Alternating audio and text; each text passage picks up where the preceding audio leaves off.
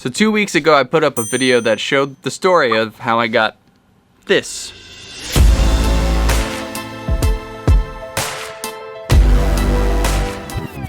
So in this video, I'm gonna pull the curtain back and show you a little behind the scenes on how you plan for this. But I'm gonna share what I did with this process, how I went about it. But first, let's make some important assumptions. One, let's assume you already know which console you're getting. Two, let's assume you already know your budget.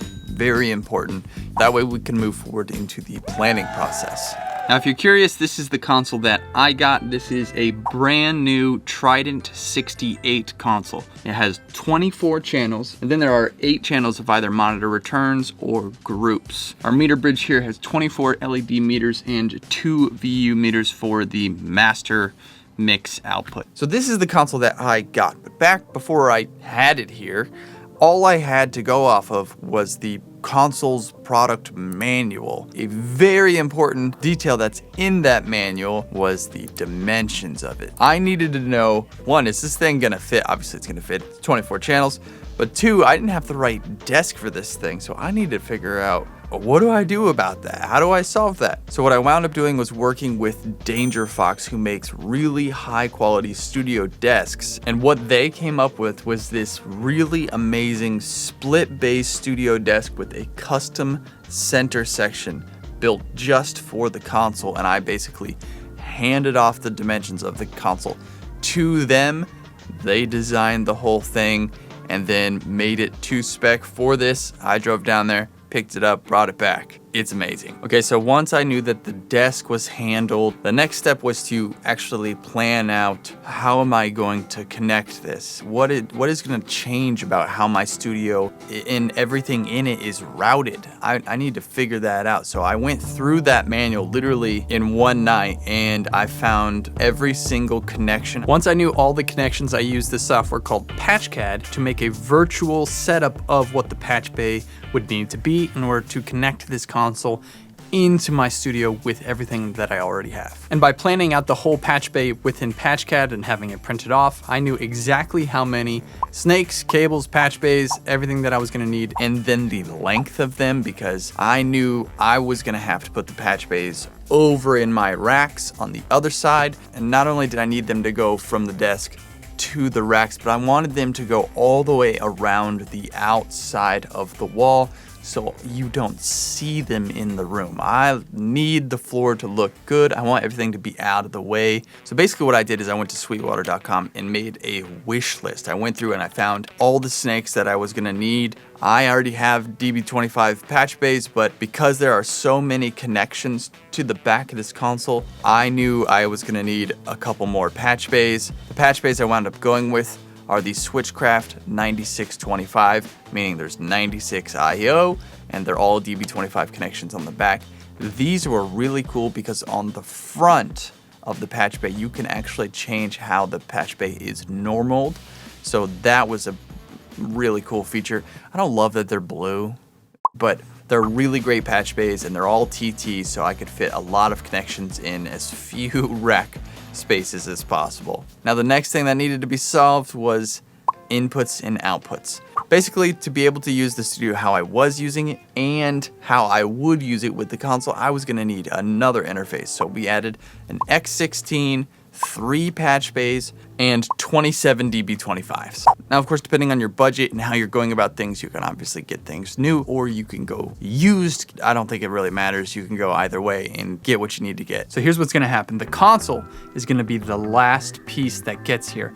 What I wanna do is I wanna take apart the entire room. I wanna put the labels that I made in my patch base so I know where everything's going. I wanna start working on the snakes, meaning I want to create labels for every single snake. This is gonna look like it went a lot faster than it actually did. I actually spent 2 or 3 days printing the labels, cutting the labels, putting the labels on the snakes, then actually putting the snakes in the route that I want them behind all of my stuff so you can't see them, having them come back into the patch bays and connecting them to the patch bays. So theoretically, everything will be connected to this studio or to the patch bays I can have all the interfaces connected. I can have all of the cables ran nicely and neatly back where they are going to be in their final destination. Then I'm hoping that the lengths of snakes that I got is going to work and be able to reach the console from how I have ran it so that I don't have to redo anything. And then theoretically put the new desk together, then run all of the cables to the gear that's in the sides of the desk. And then that console gets here and we unbox it, carry it up, put it in the desk. Hopefully it fits into the desk. As you can see, the console did fit in the new desk. It fit perfectly. We slid it in. First try, it's actually just absolutely amazing how well that plan panned out. Great job, Danger Fox. Absolutely amazing. And then theoretically, I take the snakes that I ran, run them through the desk, and connect them to the console. It actually went really smooth. We did all of the connections to the console in about 25 minutes after putting the console in the desk. I mean, the console arrived and like an hour later, the whole thing was hooked up and connected.